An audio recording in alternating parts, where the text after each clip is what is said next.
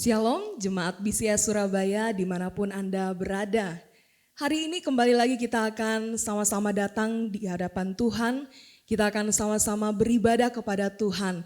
Walaupun sekali lagi hari Minggu ini kita tidak ada di satu ruangan yang sama. Kita mungkin di rumah masing-masing, di tempat saudara masing-masing. Tapi saya percaya itu tidak akan membatasi kita untuk datang beribadah kepada Tuhan. Karena itu saudara-saudara, mari kita mau siapkan hati kita. Kita mau arahkan hati kita hanya kepada Dia. Tuhan yang memberikan kita satu kesempatan lagi untuk boleh datang beribadah kepada Dia. Ibadah hari ini kita mulai dengan satu pengakuan bahwa sesungguhnya pertolongan kita datangnya dari Tuhan yang adalah pencipta langit, bumi, dan segala isinya.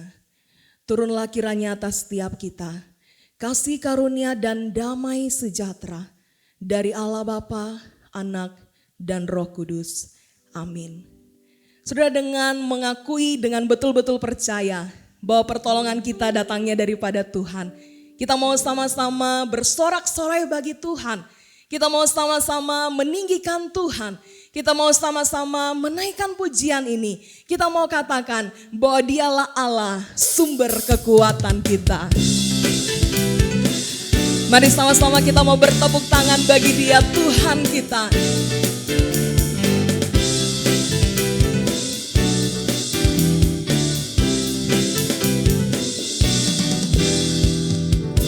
Hanya Kau milikku di surga. Tiada yang ku ingini di bumi, hanya Kau. Tak ku andalkan kekuatanku, namun yang pasti Kau tetap selamanya Allah sumber kuatku, Allah sumber kuatku, Allah sumber kuatku dan bagianku selamanya, selamanya.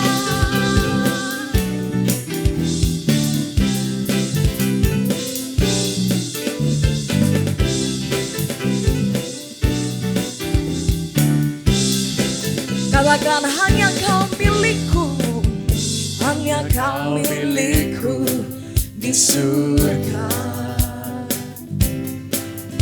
Tiada yang ku ingini di bumi, hanya Kau. Tak ku andalkan kekuatanku, tak ku andalkan kekuatanku,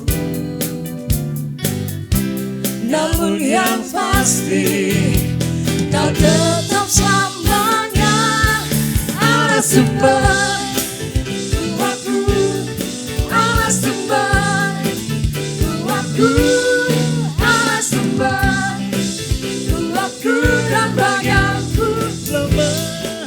Sekali katakan Allah sumber kuatku, Allah sumber kuatku, Allah sumber kuatku dan bagianku selamanya. Allah sumber kuatku, kuatku, amin. Allah sumber kuatku, Allah sumber kuatku dan bagianku selamanya.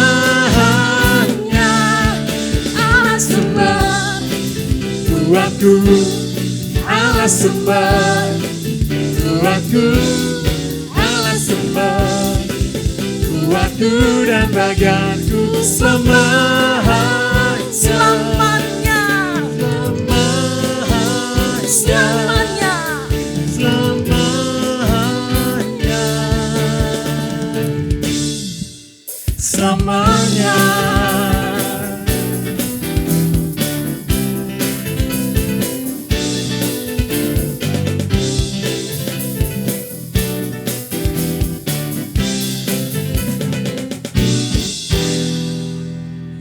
Saudara, Kita percaya bahwa Dia Allah sumber kekuatan kita. Amin.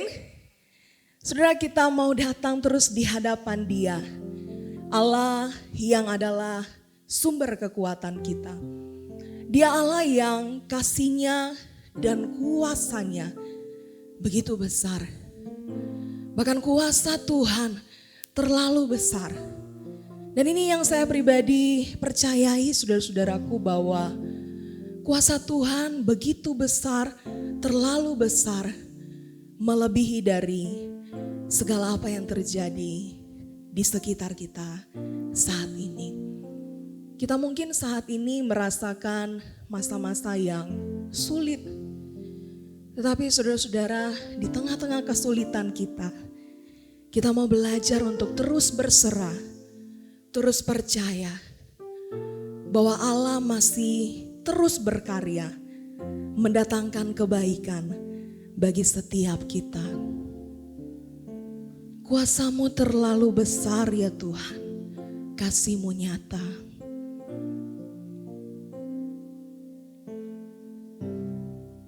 Kuasa-Mu terlebih besar, Tuhanku terlebih besar. Tak pernah terlambat janji-Mu ya Tuhan, menolong hidupku. Kuasa-Mu terlebih besar, Tuhanku terlebih besar. Tak pernah terlambat janji-Mu ya Tuhan, pulihkan hidupku.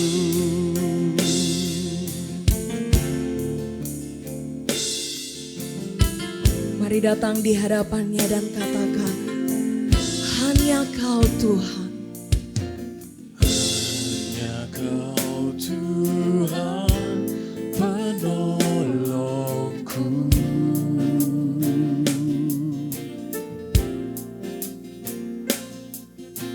Yang selalu setia bersamaku.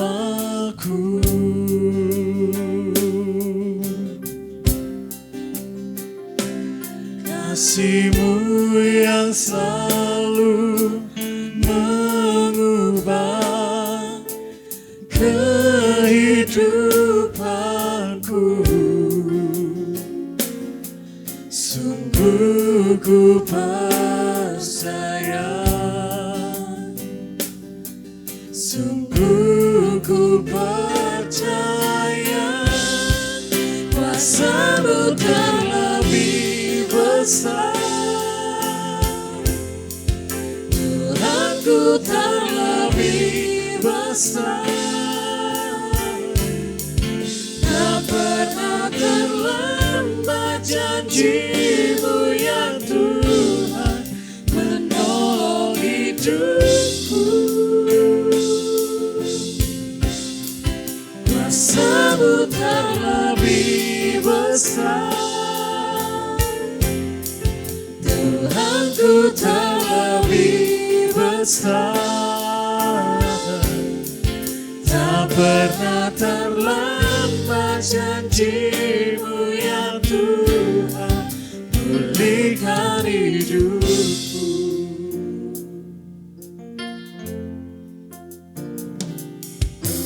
Hanya Kau Tuhan penolongku.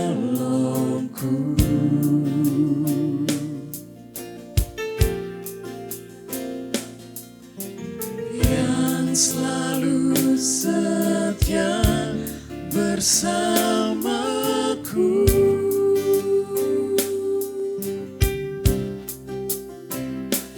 Kasih-Mu yang selalu mengubah kehidupanku.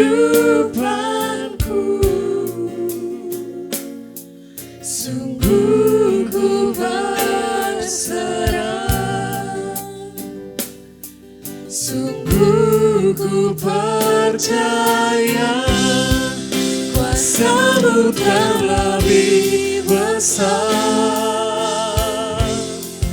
Tuhanku terlebih besar. Tak pernah terlambat janji-Mu ya Tuhan menolong hidupku. Kuasa-Mu terlebih besar. Tuhanku terlebih besar. Tak pernah terlambat janji-Mu ya Tuhan pulihkan hidupku. Kami percaya ya Tuhan, Ku percaya Engkau Tuhan yang terus berkarya bagi setiap kami. Kau bekerja, Engkau yang bekerja mendatangkan kebaikan bagi setiap kami. mendatangkan kebaikan di hidupku. Ku percaya Kau bekerja mendatangkan kebaikan, mendatangkan kebaikan. Kuasa-Mu terlebih besar. Kuasa-Mu terlebih besar. Tuhanku terlebih besar. Tak pernah terlambat janji-Mu ya Tuhan menolong hidupku. Kuasa-Mu terlebih besar. Tuhanku terlebih besar.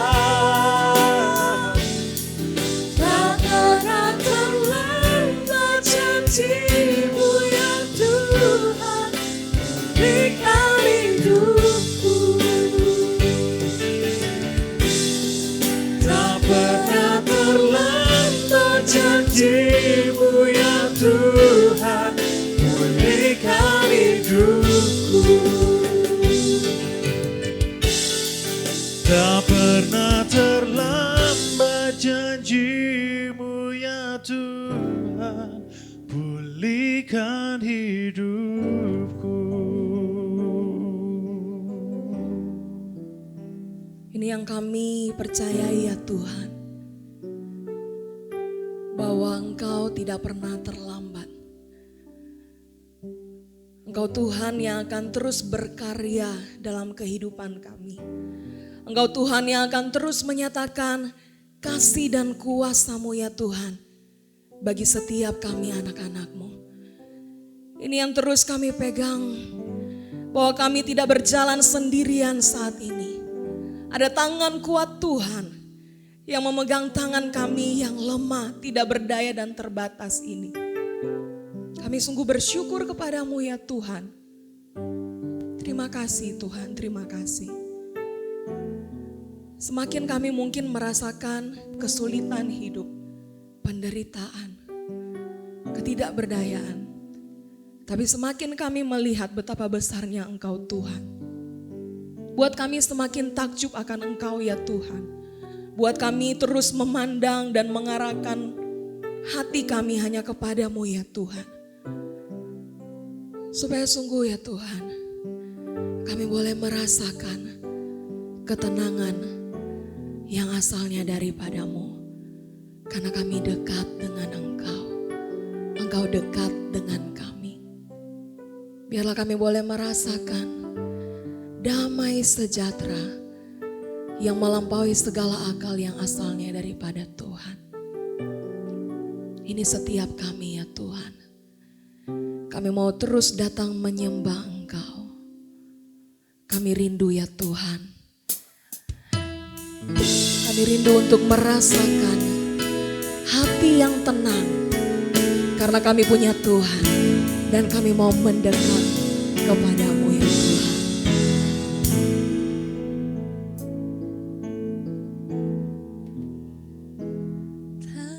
Tenanglah kini hatiku, Tuhan memimpin langkahku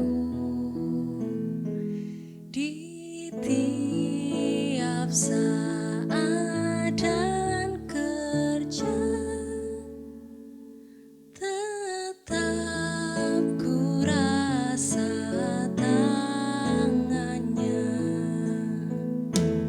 Tuhanlah yang membimbingku, tanganku dipegang teguh. Hatiku berserah penuh, tanganku dipegang teguh. Nyanyikan sekali lagi pujian ini. Tenanglah kini hatiku. Tenanglah kini hatiku, Tuhan memimpin langkahku di setiap saat dan kerja. Tetap ku rasa tangannya. Tuhanlah yang membimbingku, tanganku dipegang teguh. Hatiku berserah penuh, tanganku dipegang teguh. Tuhanlah yang membimbingku, tanganku dipegang teguh.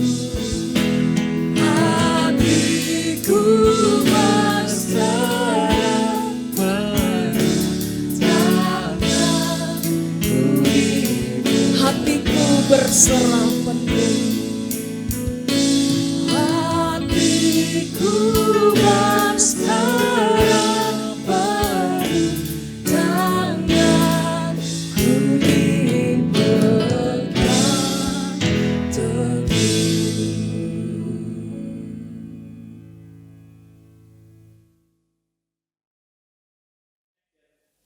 Shalom jemaat Tuhan, saya bersyukur bahwa hari ini boleh sekali lagi berjumpa dengan saudara untuk menyampaikan kebenaran firman Tuhan. Walaupun 2 minggu terakhir ini kita melakukannya dengan cara sedikit berbeda dari yang biasanya. Tapi saya percaya bahwa ini pun kesempatan datang dari Tuhan. Dan kita berdoa mohon anugerah Tuhan supaya kesempatan ini tidak menjadi sia-sia. Karena itu saya mengajak saudara untuk berdoa memohonkan anugerahnya.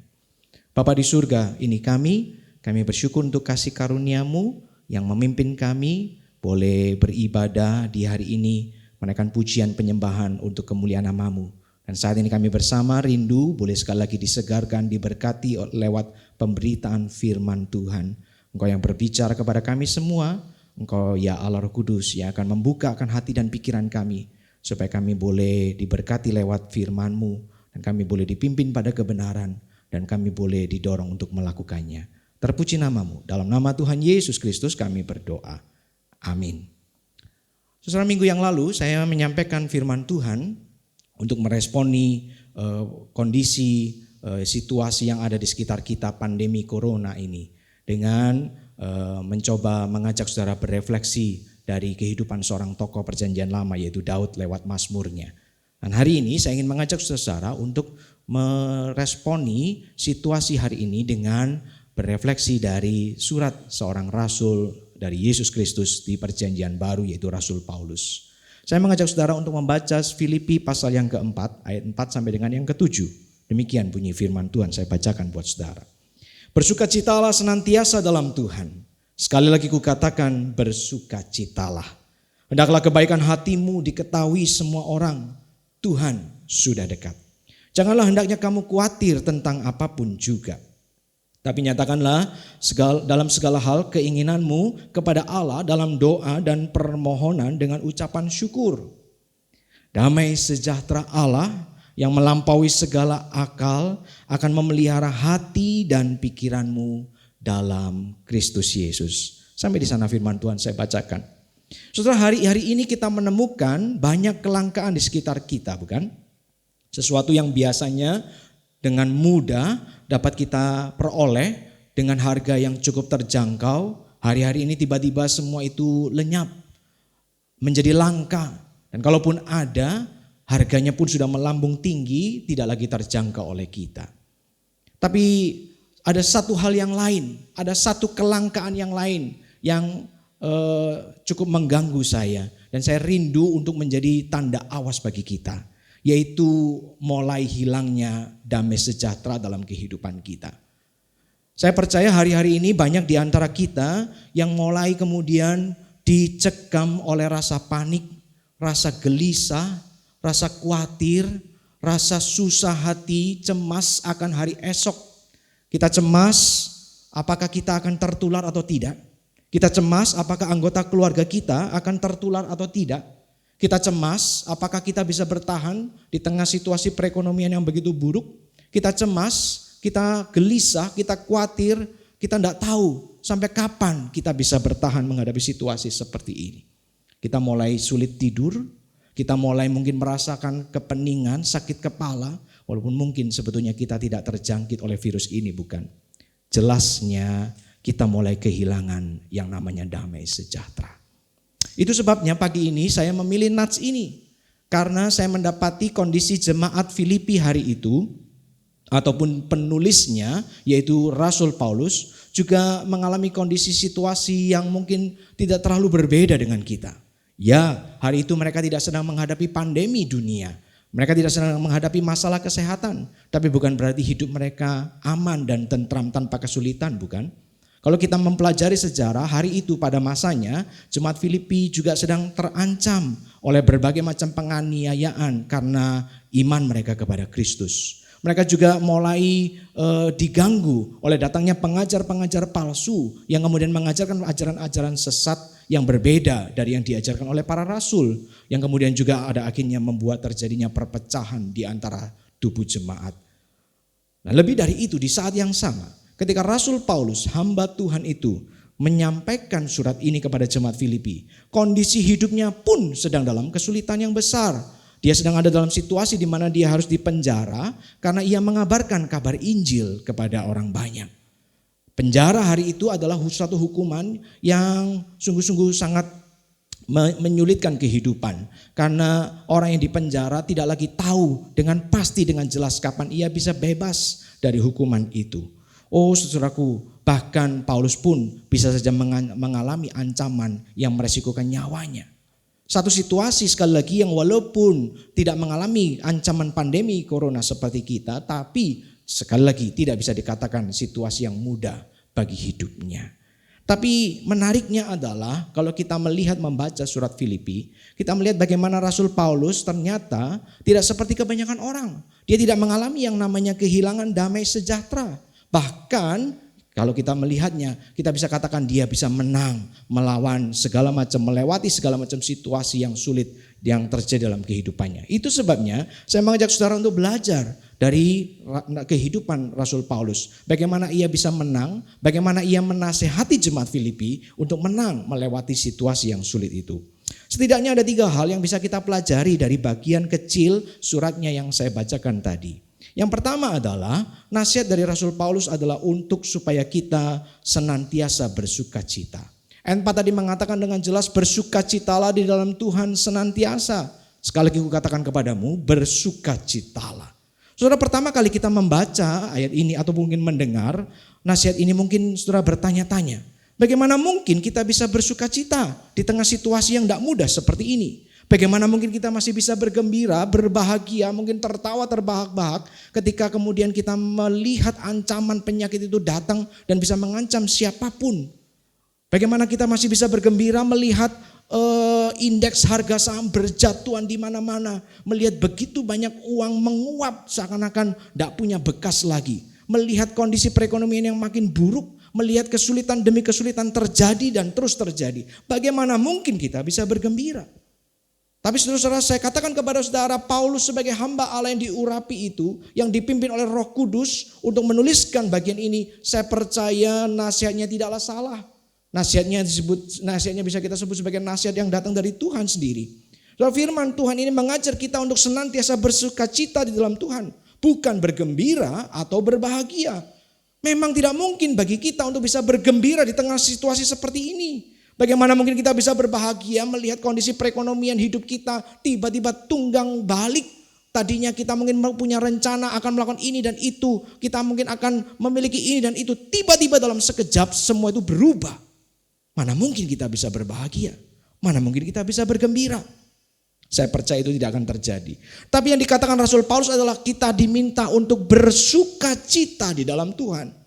Sukacita sesungguhnya adalah sesuatu yang berbeda dibanding sekedar kegembiraan atau kebahagiaan. Berbeda dengan kegembiraan atau kebahagiaan, sukacita itu berasal dari dalam diri kita. Dia tidak dipengaruhi oleh kondisi apapun di luar kita. Dan sesungguhnya menurut firman Tuhan, menurut Rasul Paulus dalam surat Filipi ini, sukacita terbesar kita adalah karena kita menyadari bahwa ada Kristus di dalam kehidupan kita. Itu sebabnya walaupun Paulus menuliskan surat ini di dalam penjara dengan kondisi kehidupan yang buruk, mungkin tanpa masa depan yang pasti, tapi dia tetap bisa bersukacita dan menasihati orang untuk bersukacita. Dan dia tunjukkan itu lewat tulisan-tulisannya di bagian-bagian yang sebelumnya. Paulus mengingat bagaimana Kristus yang dalam keserupaannya, kesetaraannya dengan Allah tidak memandang kesetaraan itu sebagai sesuatu harta bagian milik yang harus dipertahankan. Tapi kemudian melepaskannya, turun ke dalam dunia, mengambil rupa menjadi seorang manusia. Lalu kemudian bahkan naik di atas kayu salib. Untuk apa? Untuk melakukan satu karya, yaitu karya penebusan. Membebaskan kita dari belenggu dosa, membayar lunas kutuk hukum dosa yang kita lakukan sebagai manusia yang berdosa kepada Allah. Itu sebabnya dikatakan di dalam ayat pasal 3 ayat 20 dan 21 misalnya Rasul Paulus berkata, karena kewargaan kita adalah di dalam surga dan dari situ juga kita menantikan Tuhan Yesus sebagai juru selamat yang akan mengubah tubuh kita yang hina ini sehingga serupa dengan tubuhnya yang mulia menurut kuasanya yang dapat menaklukkan segala sesuatu kepada dirinya. Oh, Rasul Paulus mengingat janji-janji ini. Rasul Paulus mengingat akan kebenaran-kebenaran ini. Dan itu membuat sukacitanya melimpah, melampaui, mengatasi kondisi apapun yang terjadi dalam kehidupannya. Sukacita itulah muncul dari dalam dirinya, dari dalam hidupnya. Kesadaran penuh bahwa Yesus telah mati di atas kayu salib, menebus hidupnya, melahirbarukan dia, membayar lunas hutang dosanya, dan akan menyediakan hidup yang kekal pada waktunya. Sukacita ini adalah sukacita yang melampaui segala situasi yang terjadi di sekitar kehidupan kita. Saudara, hari ini sekali lagi saya percaya bahwa di tengah kehidupan yang sulit ini, sulit bagi kita untuk bergembira, sulit bagi saudara untuk kemudian berbahagia. Tapi saya percaya seharusnya tidak ada situasi apapun yang bisa mengambil sukacita kita di dalam Tuhan, bukan. Sakit atau tidak sakit, tertular virus corona atau tidak, kita jatuh miskin atau tidak, tidak ada satupun yang bisa mengubah satu kenyataan bahwa kita adalah orang-orang yang sudah ditebus Tuhan. Dan harusnya itulah sukacita terbesar kita. Apalagi kalau kita lihat hari ini. Kalau saudara hari ini bisa bersama-sama dengan anggota keluargamu, bersama-sama beribadah walaupun dengan cara ibadah di rumah seperti ini. Itu berarti tidak ada anggota keluargamu yang sedang diisolasi, yang sedang kemudian dirawat secara intensif di rumah sakit karena virus ini, bukan. Kalau hari ini kita masih bisa makan, kalau hari ini kita masih bisa menjalani kehidupan kita, saudara, sesungguhnya kita masih harus bersyukur karena hari ini Bagi mereka yang mungkin setiap hari cuman mengandalkan penghasilan 10.000 sampai 50.000 rupiah. Mereka lah orang-orang pertama yang terdampak luar biasa karena kejatuhan ekonomi yang kita rasakan hari ini, bukan? Maka hari ini sesungguhnya kita masih punya banyak alasan untuk bersuka cita di dalam Tuhan. Dan alasan yang terpenting yang terutama adalah karena Tuhan sudah menyelamatkan kita dari dosa dan kejahatan kita. Bersukacitalah senantiasa, kata firman Tuhan. Bersukacitalah. Nasihat yang kedua yang kita dapatkan dari tulisan Rasul Paulus ini adalah ketika dikatakan dalam ayat yang kelima, hendaklah kebaikan hatimu diketahui semua orang. Saudara, kata kebaikan ini dalam bahasa aslinya itu merupakan satu kata yang cukup rumit untuk diterjemahkan. Karena kata ini sebetulnya mengandung begitu banyak arti yang baik, begitu banyak muatan karakter yang luar biasa. Itu sebabnya dalam Alkitab versi bahasa Inggris bermacam-macam kata dipakai untuk menerjemahkannya. Kata ini bisa diterjemahkan atau mengandung pengertian kesabaran, kebaikan, kelemah lembutan, kemurahan hati, dan masih banyak karakter-karakter positif yang lain.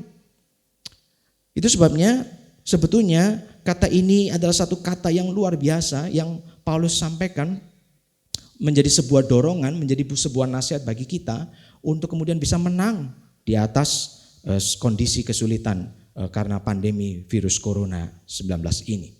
Saudara, kata ini sebetulnya gambaran yang paling utamanya adalah seperti ketika Rasul Paulus menasihati kepada jemaat Korintus ketika mereka punya satu persoalan konflik dengan sesama saudara seiman, dicatat dalam 1 Korintus pasal 10. Rasul Paulus kemudian menasihati orang-orang Korintus hari itu yang lebih memilih untuk menyelesaikan sengketa mereka di jalur hukum karena mereka tidak mau diperlakukan tidak adil. Kira-kira itulah gambarannya. Ketika Paulus berkata kepada orang-orang Korintus, masakan engkau tidak lebih rela untuk diperlakukan tidak adil daripada kemudian memilih membawa situasi ini karena hukum yang bisa mempermalukan nama Tuhan. Itulah karakter kebaikan hati seperti yang ditulis dalam pasal 4 ayat yang kelima ini. Orang yang bahkan lebih memilih untuk kemudian mengampuni orang lain walaupun mungkin secara hukum dia punya kesempatan lebih kuat. Saudara yang dikasihi Tuhan, hari-hari ini bukankah karakter ini menjadi sesuatu yang penting? Hari-hari ini kita melihat seperti yang saya katakan minggu yang lalu, di tengah situasi yang sulit karakter asli orang mulai muncul. Yang kita lihat adalah orang-orang dengan penuh keegoisan ketika mereka hanya memikirkan dirinya, keselamatannya, kenyamanannya, kenikmatannya.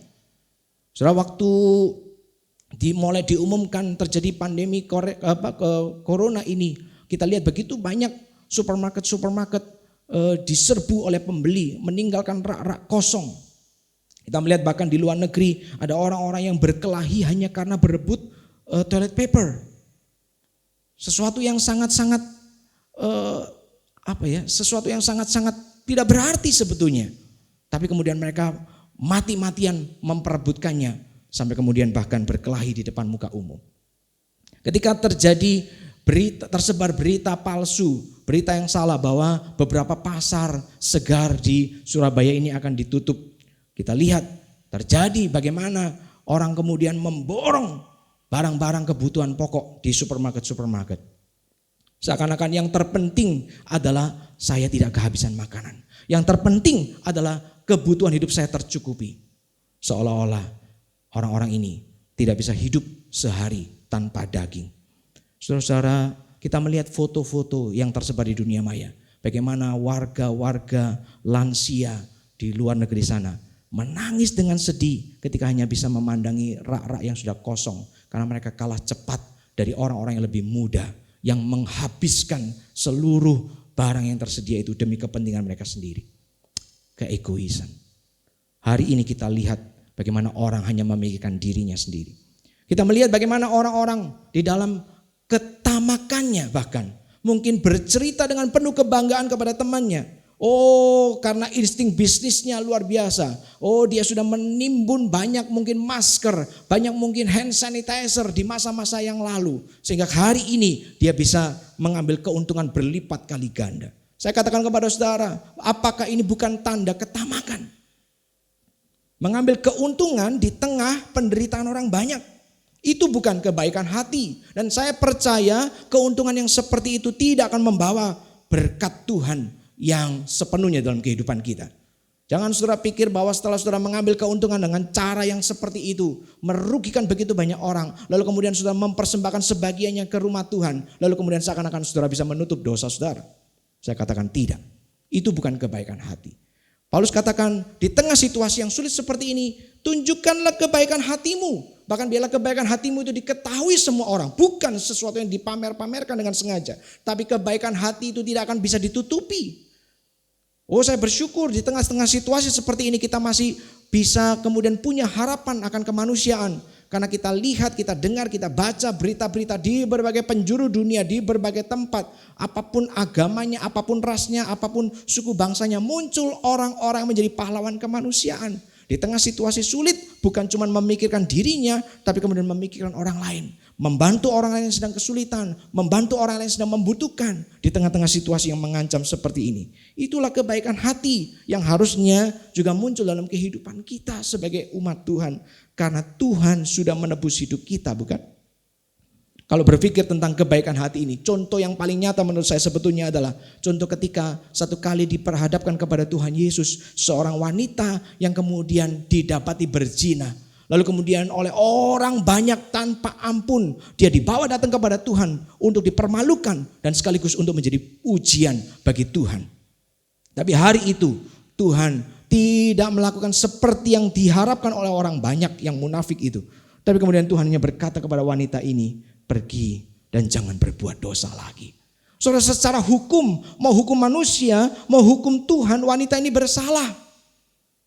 Tapi Tuhan memilih mengampuninya dan kemudian memintanya untuk tidak berbuat dosa lagi. Itulah kebaikan hati yang seharusnya muncul dalam kehidupan kita. Karena sesungguhnya kalau bukan Tuhan sudah berbuat berbaik hati kepada kita, hari ini engkau dan saya cuma adalah orang-orang yang harusnya dimurkai oleh Tuhan karena dosa dan kejahatan kita. Tapi Tuhan memilih mengampuni kita. Tuhan memilih naik di atas kayu salib untuk menanggung hutang dosamu dan dosaku. Dan itulah kebaikan hati yang harusnya juga kita munculkan dalam hidup kita sebagai orang-orang yang sudah ditebus di masa-masa sulit seperti ini. Yang terakhir saudaraku, yang ketiga, nasihat yang bisa kita dapat dari Rasul Paulus lewat suratnya ini adalah dikatakan di dalam ayat yang ke-6, janganlah hendaknya kamu khawatir tentang apapun juga, tetapi nyatakanlah dalam segala hal keinginanmu kepada Allah dalam doa dan permohonan dengan ucapan syukur. So, saya percaya hari ini kita menjadi kehilangan damai sejahtera karena kita begitu khawatir memikirkan hari depan kita, bukan? Apalagi di tengah masa social distancing atau physical distancing yang hari-hari ini kita lewati ini. Bukannya membuat kita betul-betul jauh dari segala hal. Tapi justru kemudian membuat kita mengalami yang namanya mungkin istilah saya social media approaching. Social media yang kemudian membuat kita makin dekat dengan dunia sosial media. Grup-grup WA yang tadinya kita tidak pernah perhatikan, situs-situs berita yang tidak pernah kita baca, tiba-tiba kemudian karena waktu kita begitu banyak di rumah, lalu kemudian kita terlibat dalam grup-grup WA itu, membaca setiap berita, membaca setiap message yang kemudian masuk di gawai kita. Dan bukankah itu semua biasanya semakin hari membuat kita semakin khawatir. Begitu banyak berita-berita beredar, begitu banyak analisa dan membuat kita semakin ciut nyali kita. Semakin kecil harapan kita terhadap masa depan. Dan itu membuat kita kehilangan damai sejahtera. Padahal kita lupa. Di tengah segala kekhawatiran itu sebetulnya Tuhan berkata, mari datang kepadaku. Membawa semua kekhawatiranmu. Nyatakanlah itu dalam doa dan permohonan disertai dengan ucapan syukur dan aku mendengarnya. Sudah ada satu kesempatan yang terbuka luas bagi kita untuk setiap saat datang kepada Tuhan, membawa segala kekhawatiran kita. Tapi bukankah seringkali kita mengabaikan kesempatan ini? Kita lebih memilih hidup dalam kekhawatiran kita. Kita lebih memilih terkurung di dalam ketakutan dan keputusasaan kita. Hari ini firman Tuhan katakan jangan engkau khawatir tentang apapun juga. Surat Petrus pasal 5 ayat yang ke-7 mengatakan serahkanlah segala kekhawatiranmu kepada Tuhan. karena ia mendengarnya. Saudara yang dikasihi Tuhan, firman Tuhan katakan, biarlah damai sejahtera itu terus tinggal dalam hidup kita. Ketika kemudian kita belajar untuk membawa setiap kekhawatiran kita, setiap pemikiran kita, ketakutan kita akan masa depan itu ke dalam tangan Tuhan. Karena ketahuilah, Tuhan tidak pernah meninggalkan engkau dan aku. Oh ya, saya tahu ancaman itu bukanlah ancaman yang mudah untuk kita abaikan. Ketika kita melihat angka korban yang didapati positif dari hari ke hari terus bertambah. Ketika kita melihat bagaimana sekali lagi kondisi perekonomian yang terus memburuk.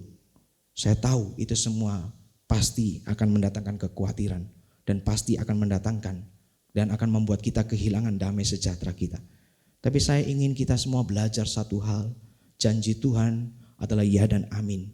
Ketika ia berkata, bawalah semua kekhawatiranmu kepadaku dan aku mendengarnya. Itulah janji yang pasti. Semoga dengan melakukan ini, maka seperti kata firman Tuhan, damai sejahtera Allah akan memelihara hati dan pikiranmu di dalam Kristus Yesus. Seorang penulis menggambarkan damai sejahtera itu adalah seperti gambaran wajah Allah yang sedang tersenyum kemudian diarahkan kepada manusia.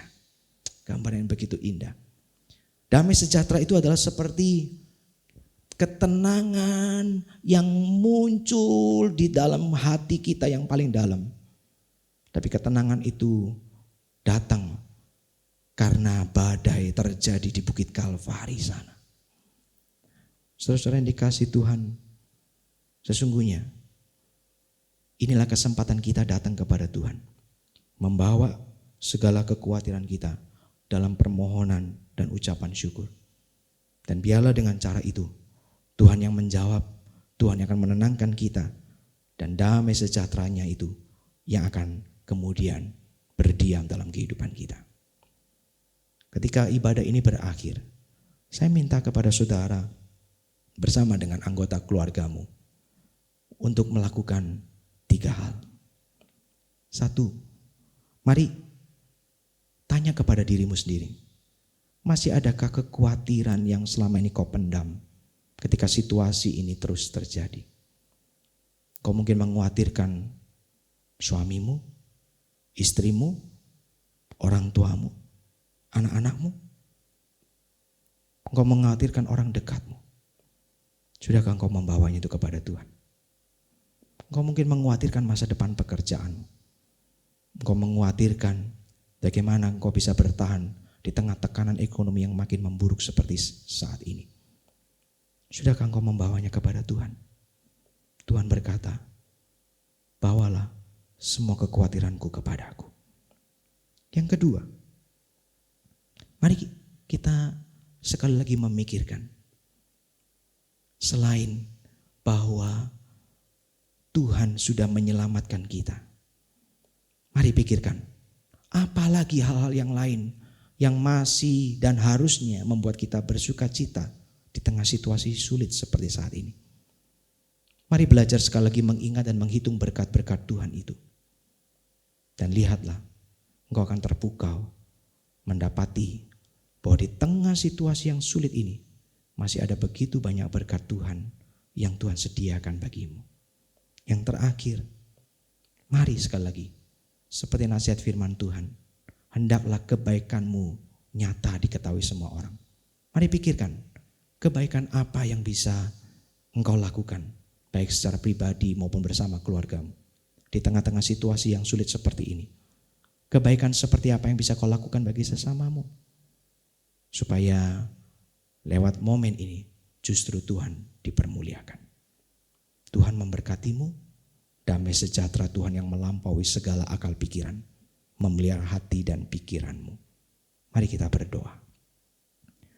Bapa di surga, kami bersyukur sekali lagi bahwa di tengah situasi yang sulit dan tidak mudah ini, ada Tuhan yang terus menjagai hati kami, ada firman-Mu yang terus memelihara pikiran kami. Maka sekarang ya Tuhan, sekali lagi kami mohon anugerah-Mu, bila Tuhan menolong memimpin kami melewati masa-masa yang tidak mudah ini. Ketika kami belajar bersuka cita di dalam Tuhan, ketika kami belajar menaikkan segala permohonan kami dalam doa dan ucapan syukur kepada Tuhan. Tolong kami. Terpujilah namamu, dalam nama Tuhan Yesus kami berdoa. Amin.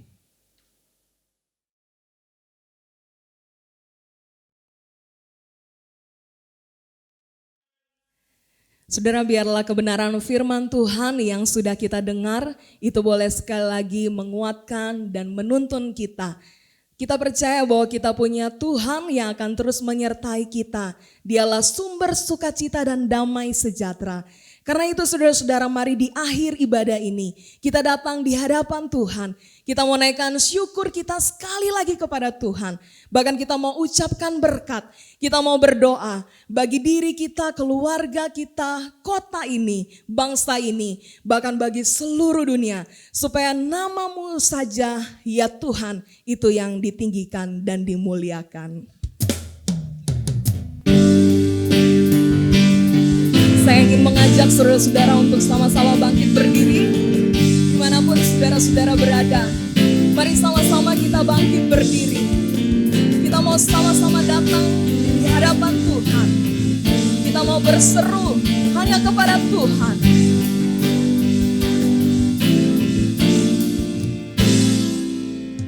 Syukur untuk setiap rencanamu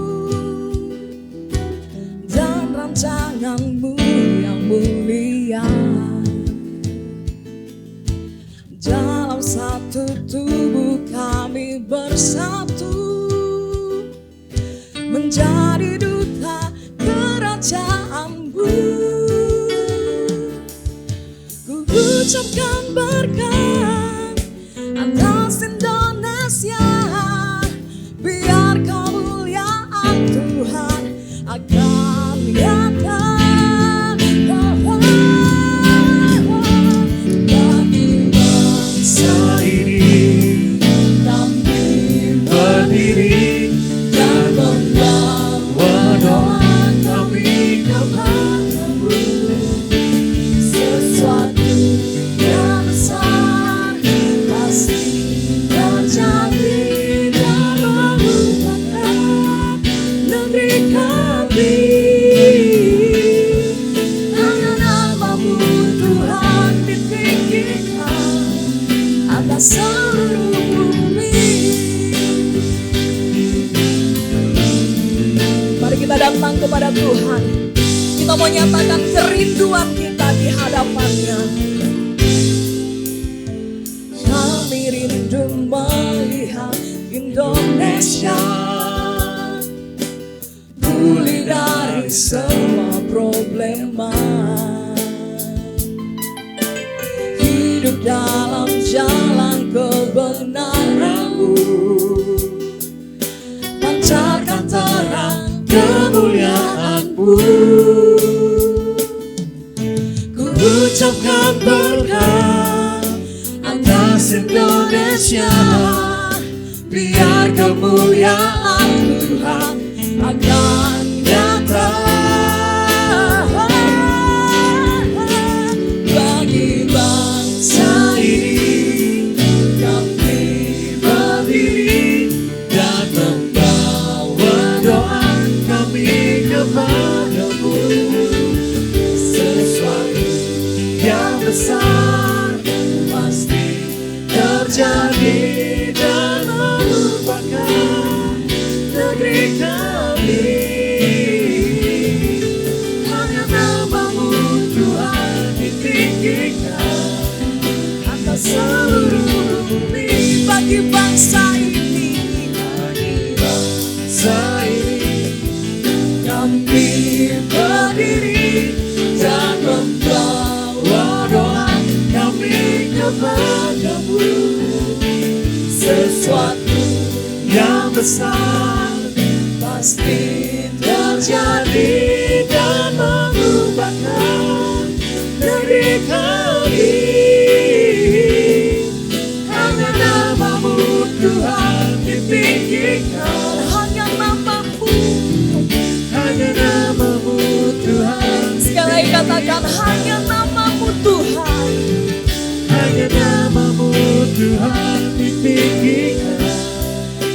seluruh bumi.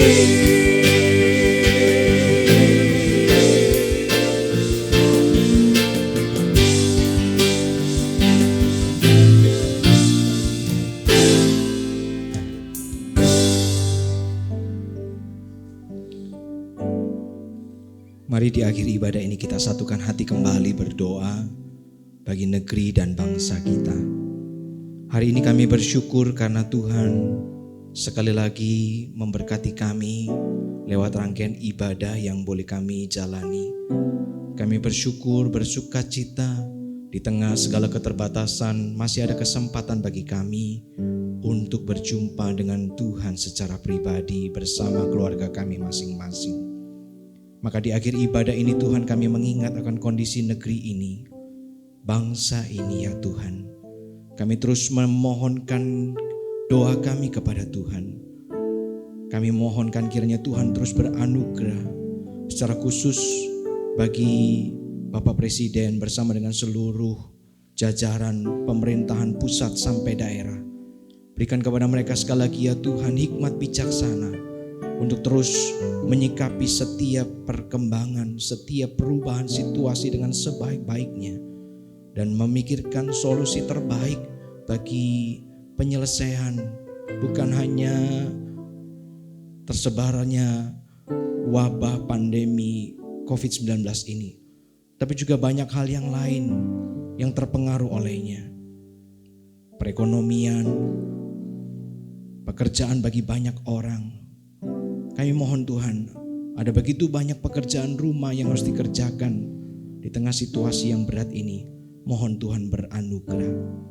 Kami berdoa secara khusus bagi setiap dokter, tenaga medis, para perawat dimanapun mereka berada. Terlebih ketika mereka sedang berjuang bahkan mungkin mengadu jiwa mereka. Dengan ancaman begitu besar mereka akan tertular penyakit ini. Kami mohon Tuhan berbelas kasihan bagi mereka. Mohon Tuhan yang menjagai mereka. Mohon Tuhan yang beranugerah memberikan, menambahkan kesehatan, kekuatan, stamina yang baik. Supaya mereka boleh dihindarkan dari penyakit ini di tengah jerih lelah mereka bagi bangsa ini. Kami berdoa bagi setiap anak bangsa ini. Dari berbagai macam bidang, di berbagai macam jabatan. Mohon Tuhan menolong supaya kami semua bisa bersatu padu, bersehati demi bangsa ini, demi negeri ini.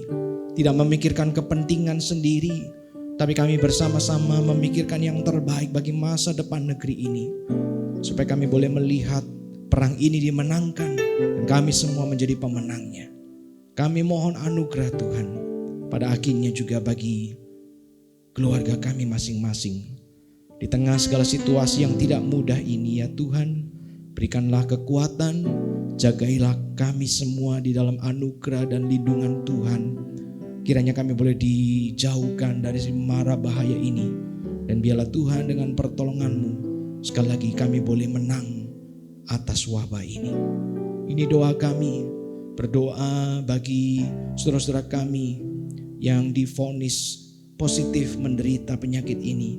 Bagi anggota keluarga mereka yang untuk sementara waktu harus dipisahkan, bahkan mungkin juga harus sama-sama diisolasi. Kami mohon kekuatan Tuhan, jamahan Tuhan, dan mereka juga boleh menerima anugerah dari Tuhan. Ini doa kami Tuhan. Kami tidak tahu apa yang akan terjadi di masa yang akan datang, hari depan, hari esok, minggu depan. Tapi satu hal yang kami tahu, kami boleh membawa semua itu dalam doa dan permohonan kami kepada Tuhan. Kami tahu Tuhan mendengarnya. Dan Tuhan akan bekerja seturut dengan waktu dan keindahan rencana Tuhan. Ini doa kami. Terpujilah nama-Mu untuk selama-lamanya. Hanya di dalam nama Tuhan Yesus Kristus kami memohonkannya. Saudara-saudara yang kukasihi, maka sekarang di akhir ibadah ini, mari satukan hati bersama orang-orang di dekat-Mu. Arahkanlah pandangan-Mu kepada Tuhan. Arahkanlah iman-Mu kepadanya. Biar percayalah, Tuhan tidak pernah jauh. Dia senantiasa ada, menyertai dan bersama-Mu sepanjang waktu. Sekarang, terimalah berkat Tuhan. Tuhanlah penjaga-Mu. Tuhanlah naunganmu di sebelah tangan kananmu. Matahari tidak akan menyakiti engkau pada waktu siang, atau bulan pada waktu malam. Tuhan akan menjaga engkau dari segala kecelakaan. Ia akan menyelamatkan nyawamu. Tuhan akan memimpin keluar masukmu dari sekarang sampai selama-lamanya.